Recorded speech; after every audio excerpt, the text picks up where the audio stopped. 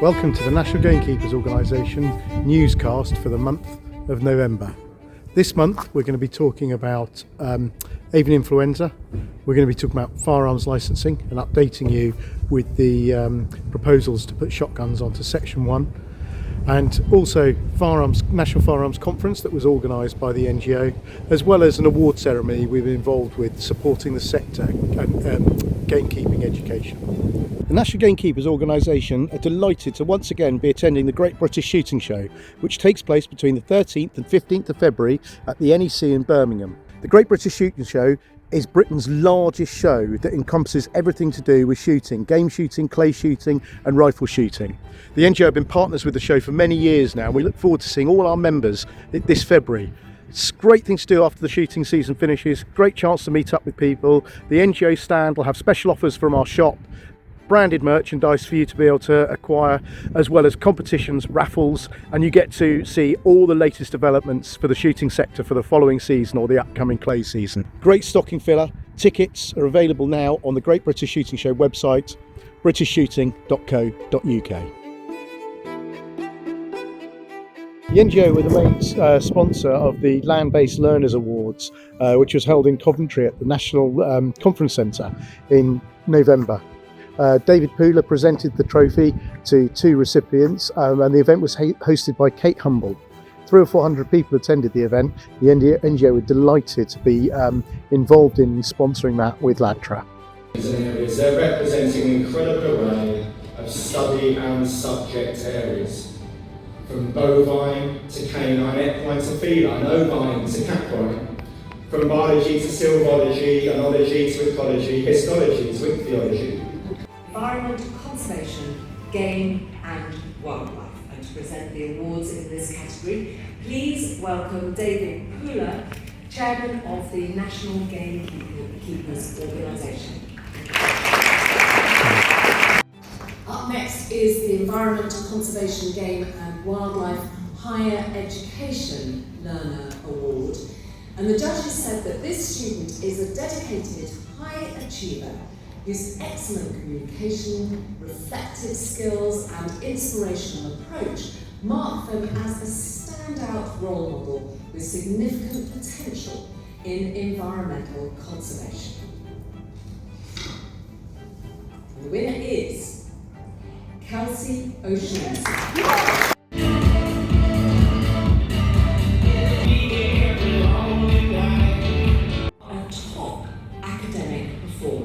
Whose exemplary ecological work and supportive, inclusive attitude positively enriches the learning community.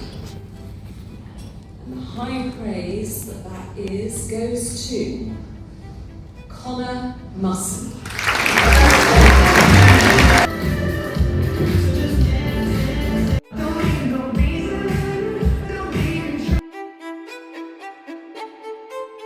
Today the NGO has been at the Houses of Lords to attend the Countryside Forum, which was a collection of countryside organisations who are to discuss the future of game management, and in this instance it was water management, so some fascinating debate with Lords in the Houses of Parliament. Hi, I'm Martin Parker, Head of Firearms at BASC. We're here at the National Firearms Conference organised by the NGO. Hopefully be attended by all the firearms licensing departments and a lot of the organisations, and I'm here to talk about the performance of police firearms licensing departments. We were founded in 1997, established by working gamekeepers who believed that their profession was underrepresented and very misunderstood, and we seek to defend and promote gamekeeping and uphold really high standards for wildlife and habitat management. And obviously we need guns to do that. Most of you in the room, Nathan Davis, I'm a Warwickshire Police Officer. I've been seconded into the College of Policing now for just over a year. So one part of my role is Staff Officer for National Firearms Licensing, reporting to David. My other role is as a Policing Standards Manager within the College of Policing to lead the training programme. As you've heard from Pip and Liz, there's a lot to obviously work through in relation to that. Yeah, hello everyone. My name's Alan Barrell. I'm a Firearms Licensing Liaison Officer for the National Gamekeepers Organisation. We're aware that many of the police firearms licenses are performing very well. They're providing us with a very, very good service. However, there are a few which are underperforming and some which are absolutely desperate. And what we're hoping to do is to raise the performance of those few.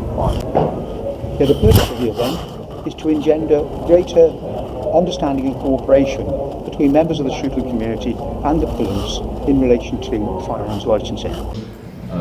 It's great to see so many of you here, and I'd like to welcome you all to the National Gamekeepers Organisation National Firearms Licensing Conference. On my home patch here in Warwickshire today, but I'm also the NPCC portfolio lead for firearms licensing. I've met quite a few of you in various forums over the last year whilst I've been probably back to portfolio.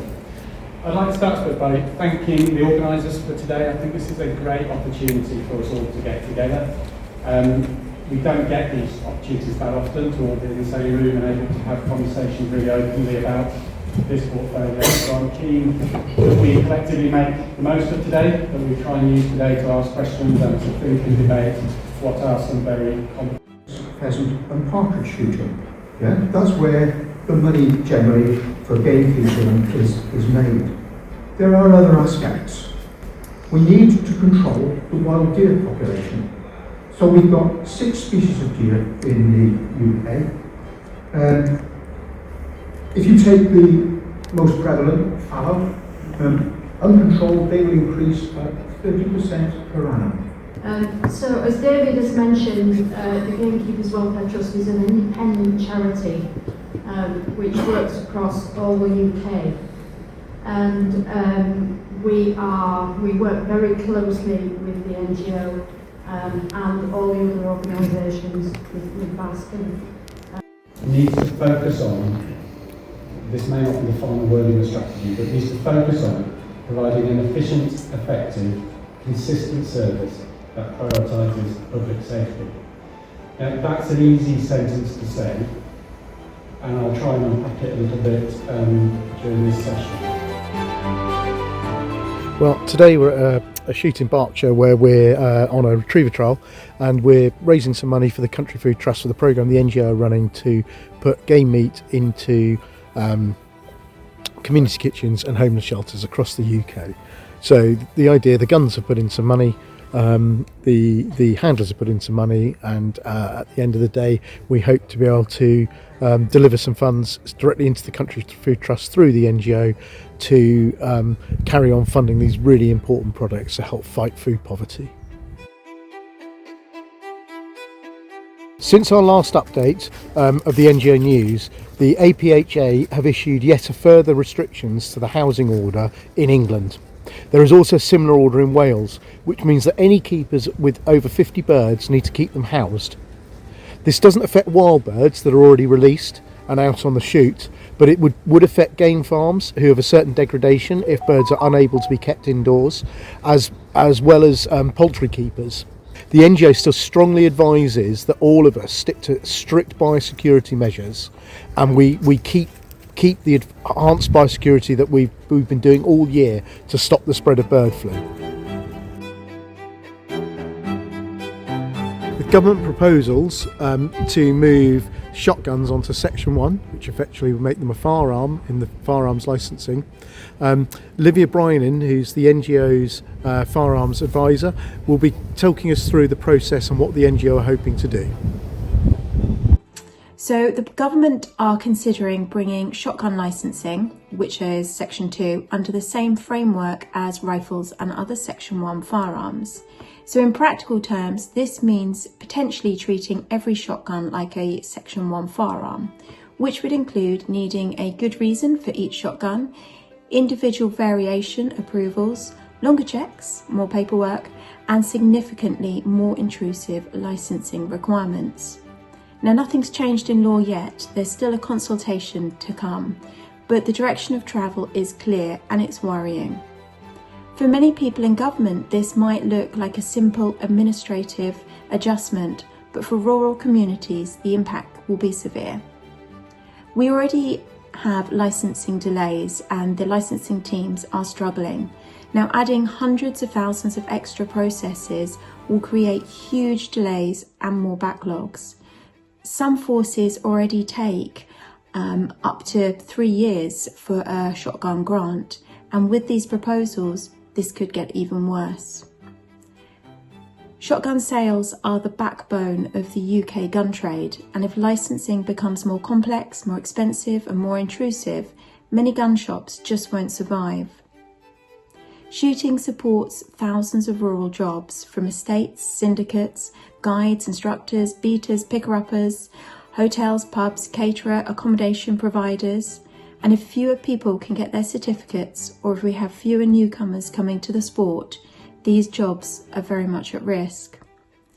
Shotgun shooting is woven into the countryside way of life, and if licensing becomes overly burdensome, young people won't enter the sport. Clubs will shrink, playgrounds will close, and traditions that we've had for generations may just fade away.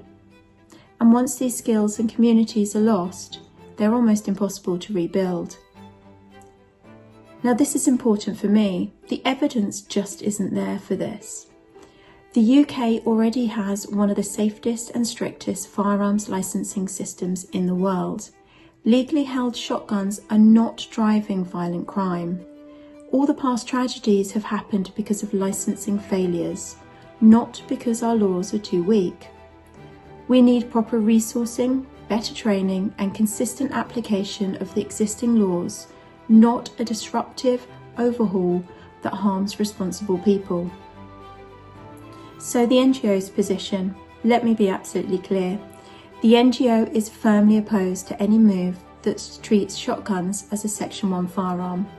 We have already raised this directly with the Home Office and senior police representatives at our recent conference, and we're preparing a detailed response to the consultation. We're working closely with other countryside organisations to ensure the rural voice is heard loud and clear. This is going to be one of the most significant licensing debates in decades, and the NGO is treating it with the seriousness it deserves. But we do need your help. First, make sure you respond to the consultation. Every response matters. Secondly, contact your MP. We've created template letters and guidance to help you on this, and that will be sent out shortly. Thirdly, encourage others in your shoot, workplace, club, or friends to do the same. And we need to be sharing accurate information, not rumours. Please keep checking our webpage, social media posts, and stick to the data verified in the NGO updates. So this proposal isn't just about certificates or paperwork. It's about livelihoods, it's about the rural economy, it's about conservation and land management, and it's about preserving our countryside heritage for the next generation. We remain here for you. Any questions, just contact us, and we will continue to fight for a fair, workable, evidence-based licensing system, and of course, keep you informed every step of the way. Thank you for watching this month's NGO newscast. You could join the NGO by visiting our website at www.nationalgamekeepers.org.uk. Enjoy the rest of your season.